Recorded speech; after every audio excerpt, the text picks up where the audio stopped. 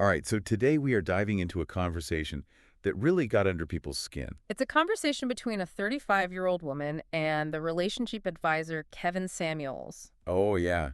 I think I saw this one. Yeah. You know, this one gets pretty intense. It does. It does. And we're going to be looking at what their conversation reveals about the dating landscape. Especially for women. So to get into it, we've got excerpts from a summary. Of the woman's situation. Yeah, and what Kevin Samuels had to say about her situation. Mm-hmm. And we also have some snippets. From the actual YouTube transcript of the conversation. The conversation. So yeah, we're going to be jumping back and forth between those two. And just as a reminder, Yeah. we are not here to judge or endorse any particular viewpoint. Right. We're just here to unpack the dynamics of this conversation and give you guys, the listeners, Yeah. some food for thought. Give you some food for thought. For your own dating journey. Exactly. So let's just jump into it. Let's jump in. Okay, so let's meet the woman at the center of this conversation. All right. She's 35 years old, Okay. owns a successful business, has a 13-year-old son, and she's looking for a partner who earns a six-figure income. Okay. She's expressed that she's had trouble finding men who meet that income criteria, and she's frustrated. Makes sense. And so she reaches out to Kevin Samuels for advice. Now, Kevin Samuels is known for being very direct. Very direct, yeah. No-nonsense approach Yeah. to relationship advice. Yes, And he does not hold back at all in his assessment of her situation. he does not. He immediately points to her age as a major hurdle. Mm. And he even goes so far as to say that men, Yeah. high-earning men in her desired age range, maybe 45 and up, would much rather date 20-year-olds. Wow, that's a pretty bold statement right off the bat. It is. It makes you wonder where is that coming from? Is it a personal bias? Yeah. Or is it like a broader societal pattern that he's observed? It's a bit of both, I would say. Yeah, on the one hand, you could argue that he's echoing these ideas that are rooted in evolutionary psychology, which suggests that men are wired to seek out partners who display signs of youth and fertility. Right. But on the other hand, we can't ignore the influence of social conditioning and media portrayals Yeah. that reinforce these age preferences. Yeah, for sure. It creates this feedback loop where these ideas, even if they're not based on any objective truth, Right. just get perpetuated. Exactly. And it's interesting because he doesn't stop at age. No. He brings up her son Mm-hmm. and the fact that he's 13 years old Yeah, and has an absent, that's right. sketchy father. Right. And Samuels argues that that makes her less appealing Less appealing. to the kind of successful men she's trying to attract. Yeah, because they're looking for partners who are less complicated. Complicated, right? Yeah. And this is where I think we start to see Okay. this very particular image of an ideal partner emerge. Emerge. Okay. And that image is often shaped by societal expectations. Yeah. And, honestly, a fair amount of stereotypes. Stereotypes. And I think the idea that a single mother, especially with a teenage son, is somehow more complicated Right. or less desirable really reflects some pretty outdated views Outdated views. Yeah. on family and relationships. Family and relationships. And it makes you think about, how these assumptions can actually impact people's dating experiences. Yeah. It's one thing to say that certain factors might make dating more challenging, Right. but it's a whole other thing to internalize those messages Yeah. and start feeling like you have to change who you are to be worthy of love and partnership. Exactly. And that is a really important thing to keep in mind as we go through this conversation. For sure. Because Samuels doesn't stop there. Oh, no. He also critiques her appearance. He does. What does he say? He tells her that she's average looking at best. Oh, wow. Yeah. I mean, she even pushes back on that a little bit. Yeah, she does. She says, my body is not average. Right. But Samuels doesn't really budge. He doesn't. And I think that's a really telling moment. Yeah. Because it highlights the power dynamic that can Yeah. emerge in these conversations. Interesting. Samuels positions himself as the expert. Right. Who holds the key to understanding what men want. Yeah. And she's being assessed and judged against those standards. And he doubled down on that He does. by saying that high-earning men prioritize attractiveness. Yes. And they have lots of options. Lots of options. Naturally, they're going to go for partners who fit that mold. Right. And this reveals a lot about the underlying assumption Yeah. being made about the role of attractiveness in dating, particularly for women. Yeah. And it's worth asking is physical attractiveness really the defining factor Yeah. for all high-earning men? What No. about other qualities like intelligence, kindness, shared values? Right. Do those not matter as much? it almost feels like he's presenting this checklist It does. of what a high-value man is looking for. Mm-hmm. And she just doesn't seem to tick all the boxes. And that brings us to another critique. Oh, there's more. There's more. Right, lay it on me. He also critiques her focus on a man's income. On his income. Yes. Okay. He seems to think that her desire for a six-figure earning partner Yeah. stems from her own financial success. Oh, interesting. And he suggests that if she worked at the post office, Oh, wow. her priorities would be different. Wow. So he's basically saying it's because she's making six figures He is. that she wants a man who makes six figures. Pretty much. Yeah. Yeah. Interesting. Yeah. And it's true that, our experiences and circumstances can shape our dating preferences. Sure. But it's important to consider her rationale. Okay, what's her rationale? She says that she wants someone that she can respect and admire. Okay. Someone with a similar drive. So she's not looking for someone to support her. She's not. She's Yeah. looking for an equal. An equal, got it. But Samuels is skeptical. He is. He is. Interesting. He almost dismisses her explanation. Wow. And he downplays her accomplishments, Like what? like owning a business, Right. her dedication to self-improvement. Yeah. And he's suggesting that these qualities just don't matter Don't matter. to the kind of men she wants to attract. And that raises the question, like, Yeah. what does it take What does it take? for a woman to be valued in the dating market? According to this perspective. Right. And whose definition of value are we even using here? Exactly. So before we jump into those questions, Okay. I want to pause here and ask you, the listener, like, what stands out to you so far? Yeah. What are your initial reactions to Kevin Samuels' assessment? Do you agree with his points? Yeah. Do you find them thought-provoking or maybe a little unsettling? Yeah. Or do you see them as outdated and potentially even harmful? We're going to explore these questions further in the next part of our deep dive. So stay tuned. So it's interesting how Kevin Samuels frames his assessment, Yeah. almost like he's revealing some sort of hidden truth. About the dating world. Yeah. But is that really what's going on? Are these like hard and fast rules? Right. Or are they just observations that are Yeah. colored by his own personal experience and societal norms? Yeah, because I'm sure a lot of people listening are wondering, like, is this just how it is? Right. Do men with high incomes Yeah. really only go for Sure. younger, conventionally attractive women who fit a very specific mold? Right. It's tempting to see it that way, Yeah. especially when someone's presenting their opinions Yeah. with so much confidence. Yeah. But you have to remember, we're talking about human behavior here, Right. which is incredibly complex. It is. And it's influenced by a whole range of factors. Yeah. From personal preferences to cultural backgrounds Mhm. to individual life experiences. Right. So while Samuels might be observing certain patterns in his work as a relationship advisor, Yeah.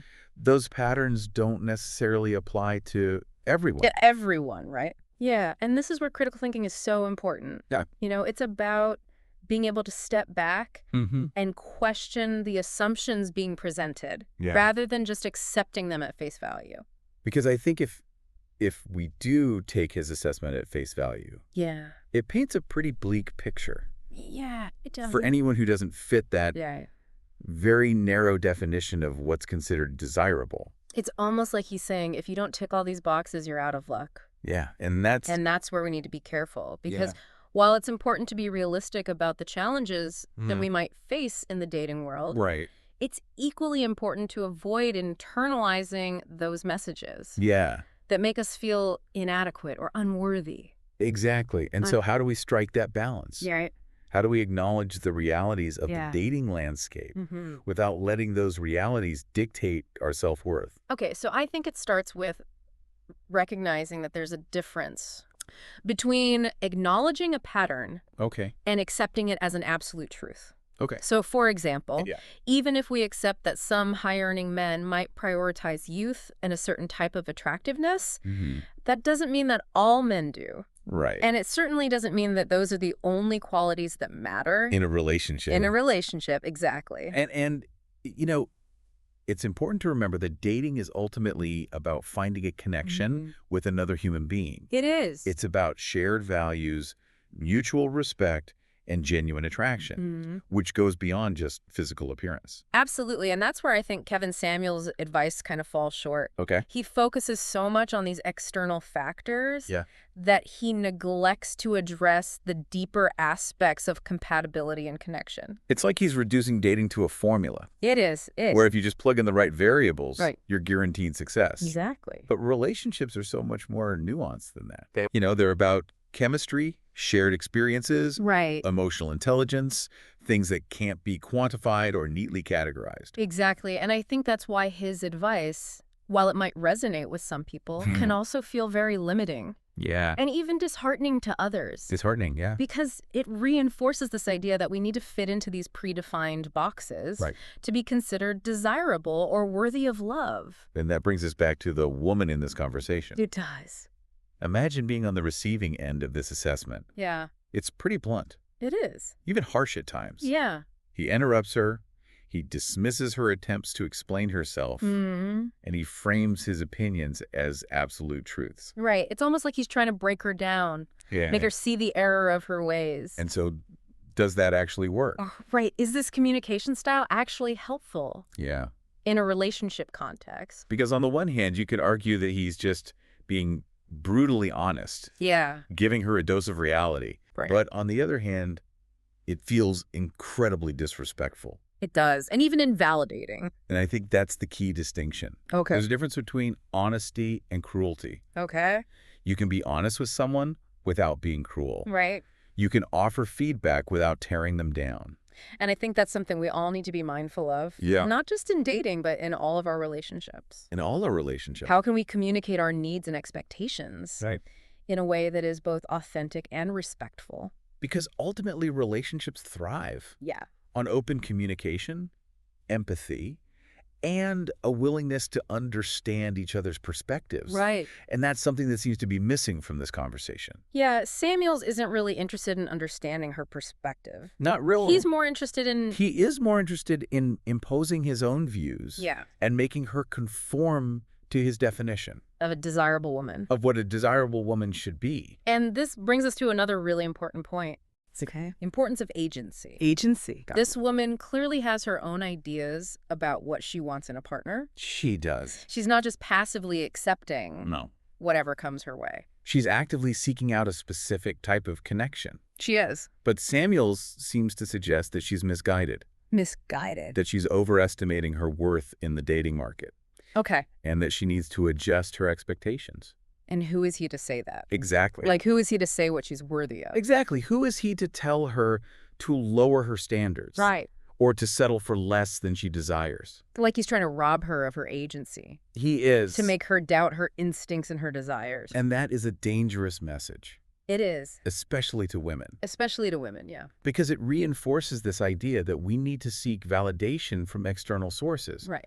that our worth is determined by how well we conform To societal expectations. to societal expectations or what men find attractive. And I think that's one of the most concerning things about this whole conversation. It is. It's not just about dating advice. Right? It's about power dynamics. Yes. And the messages we internalize. Yes. About our own value and desirability. Exactly. And that's why it's so important to have these conversations, It is. to unpack these dynamics Yes. and challenge the assumptions that can limit our choices And our sense of self. and our sense of self. So as we move into the final part of our deep dive, Okay. I'm going to leave you with this question. That's right. How can we reclaim our agency in the dating world? Okay. How can we navigate these complex landscapes Yeah. while staying true to our own values and desires? I feel like we've been through a lot with this conversation. We have. So many layers. So many layers. Yeah. From societal expectations to power dynamics to, even just how we define desirable in the dating market. Yeah. And I think that's the real value of a deep dive like this. Yeah. It's not about, finding easy answers or quick fixes. Right. It's about examining Yeah. these complex issues Yeah. with nuance and understanding. Yeah, because dating's a minefield. Oh, it is. There's so much pressure to present yourself a certain way. Yeah. To meet these often unspoken standards. Right. It's so easy to feel like you're being judged Constantly. constantly. Yeah. And that's why I think Kevin Samuels' approach can be so damaging. Okay. He presents these very rigid, criteria Yeah. for what men supposedly want. Right, and it makes women feel like they have to contort themselves Yeah. to fit into that mold. Like there's only one way One right way. to be attractive or desirable. To be attractive, yeah. And if you don't, Then you're just not trying hard enough. yeah, But the truth is, attraction is subjective. it is. What one person finds appealing, another might not. Exactly. And that's okay. And it really is about finding someone who Yeah. appreciates you For who you are, for who you are, not who not who you think you should be. you think you should be. Yeah, And I think that's such an important message, it is. especially in a world where we're just constantly bombarded with these images that tell us we need to look a certain way, act a certain way, think a certain way To be worthy. to be worthy of love. Yeah, it's easy to internalize those messages It is. and start to doubt yourself Absolutely. and your worth. But remember, Yeah. you have the power to define your own value. Yes, you do. You don't need anyone else's approval Or validation. or validation. And this is where that idea of agency comes back. It does. It's about recognizing that you have choices. You do. You don't have to just accept the dating landscape as No. it's presented to you. No. You can challenge those norms. You can set your own standards. You can. And you can seek out connections that Mhm. feel authentic and fulfilling To you. to you. And that might mean stepping outside of your comfort zone. It might. It might mean rejecting the advice of these self-proclaimed experts Yeah. like Kevin Samuels and trusting your own instincts instead.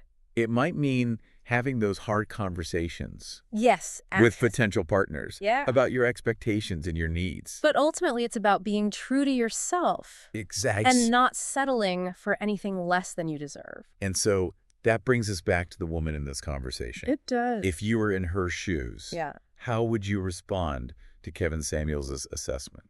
Would you take his words to heart? Would you try to mold yourself Yeah. into the image that he's presented?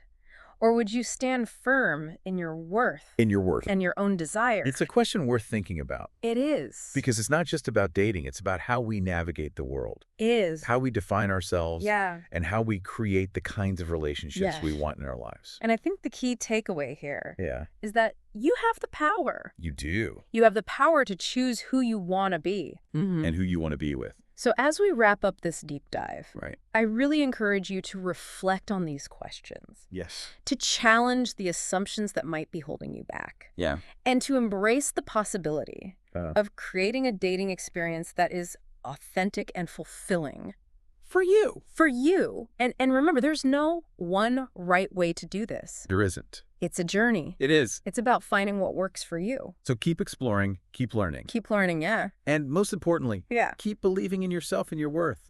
Until next time, happy dating.